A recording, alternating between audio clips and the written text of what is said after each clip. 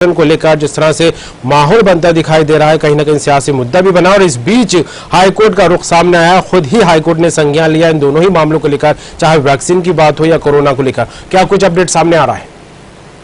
बताना चाहूँ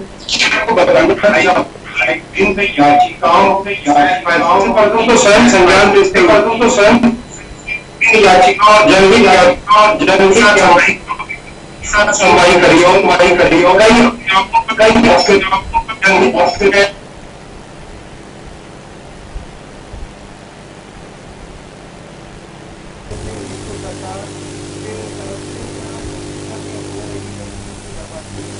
बताना चाहूंगा कि जो आंकड़े निकल के आए हैं, जो जनहित याचिका लगी है उसमें 55,000 वैक्सीन जो केंद्र द्वारा भेजी गई थी और 5,000 वैक्सीन जो कि राज्य सरकार ने इसको लेकर लगी। शवों के अंतिम संस्कार को लेकर कि सम्मान पूर्वक अंतिम संस्कार नहीं हो रहे, एक जनहित याचिका ये लगी थी। दूसरी, वैक्सीनेशन को प्रॉब्लम को लेकर वैक्सीनेशन का जो सर्टिफिकेट है वो गलत मिल रहा है लोगों को, ऐसी जनहित याचिका लगी थी। जिसने कोवैक्सीन लगाई है उसको कोविशील्ड का सर्टिफिकेट मिल रहा है और जिसने कोविशील्ड लगाई है उसको कोवैक्सीन का सर्टिफिकेट मिल रहा है। इन्हीं सब बातों को देखते हुए कई मामलों में संज्ञान लिया माननीय उच्च न्यायालय ने।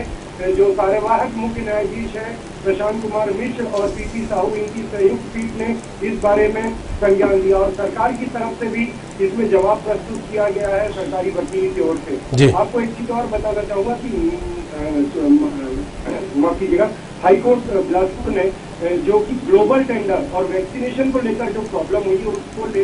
10 दिन का नोटिस जारी किया है सरकार को, जिसकी सुनवाई आगामी 14 तारीख को होनी है। तो माननीय कोर्ट ने ये कहा है कि जो 9 मई 2021 को कोर्ट का आदेश हुआ था उसके पालन में कहीं न कहीं कुछ गड़बड़ियां हो रही हैं। विभिन्न वर्गों को जो वैक्सीनेशन का डिवाइडेशन किया था, खासकर कि 18 से 45 और 45 से उसके बाद का, और एपीएल, बीपीएल और अन्य वर्गों को लेकर उसके वैक्सीनेशन को लेकर जो पोर्टल में रजिस्ट्रेशन है उसको लेकर आम जनों को काफी दिक्कत हो रही है और उसके ही चलते वैक्सीनेशन के जो सर्टिफिकेशन है वैक्सीन जो है वो लोगों को गलत हो रही है और आम जन को इसका सामना करना पड़ रहा है। वैक्सीन की कमी को लेकर जो ग्लोबल टेंडर की घोषणा छत्तीसगढ़ में सरकार ने की, उसमें जवाब मांगा है मुख्य न्यायाधीश ने और 10 दिन के अंदर सरकार से जवाब प्रस्तुत करने के लिए कहा है, जिसकी सुनवाई आगामी 14 तारीख को। बिल्कुल नितिन, लेकिन जिस तरह से स्थितियों को लेकर बात की जाए, हालांकि अव्यवस्थाओं को लेकर लगातार खबरें निकलकर सामने आ रही हैं, चाहे वैक्सीनेशन को लेकर हो या अन्य इंतजामों को लेकर बात की जाए,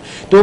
क्या कुछ वजह मानी जाए कि सरकार एक तरफ इस बात को लेकर दम भरती दिखाई देती है कि व्यवस्थाएं सुनिश्चित कर दी गई हैं, किसी तरह की कोई दिक्कत सामने नहीं आएगी, पहली चीज, और दूसरी जिस तरह से वैक्सीन की कमी को लेकर बार बार सरकार की तरफ से जो तर्क निकलकर सामने आ रहा है वो यही है कि उनको सप्लाई नहीं मिल पा रही, इसलिए वैक्सीनेशन जो है उसका अभियान सही तरीके से नहीं चल पा रहा। तो इस तरह की जो बातें निकलकर सामने आई, इनके पीछे का जो सही तर्क है, जो जमीनी हकीकत है, वो क्या है?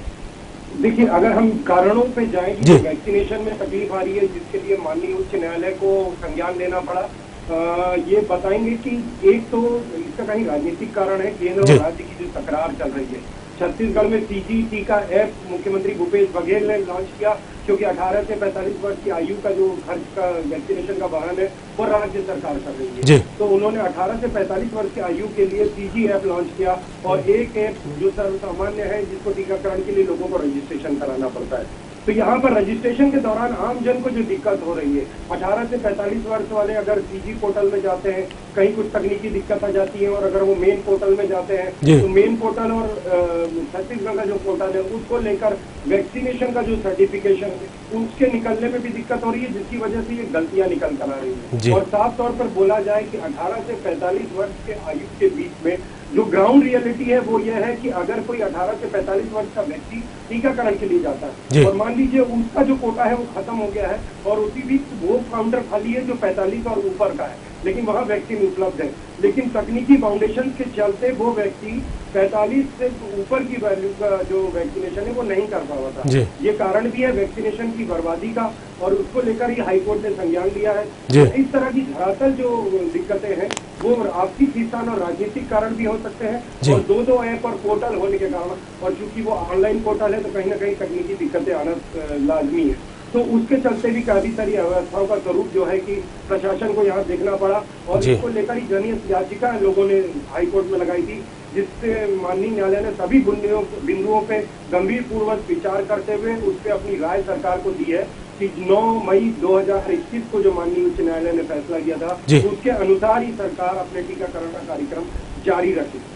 चलिए, बिल्कुल जुड़ने के लिए तमाम बात के लिए नितिन चौबे आपका बहुत बहुत शुक्रिया। तो जिस तरह छत्तीसगढ़ को लेकर बात की जाए तो एक तरफ कोरोना महामारी को लेकर जिस तरह से माहौल बना था, अब हालांकि जो पॉजिटिव मरीज है उनका आंकड़ा कम होता दिखाई देने लगा, व्यवस्थाएं सुधरती दिखाई देने लगी, लेकिन इस बीच वैक्सीन को लेकर कहीं ना कहीं अव्यवस्थित माहौल बनता दिखाई दिया। इसको लेकर याचिका लगाई गई और अब इन दोनों मामलों को लेकर कहीं ना कहीं छत्तीसगढ़ हाईकोर्ट को संज्ञान लेना पड़ा और इस बीच सरकार को ग्लोबल टेंडर को लेकर नोटिस जारी किया गया है, जिसको लेकर आगामी तारीख तय कर दी गई है सुनवाई को लेकर, और कुछ बिंदु और हैं जिनको लेकर हाईकोर्ट ने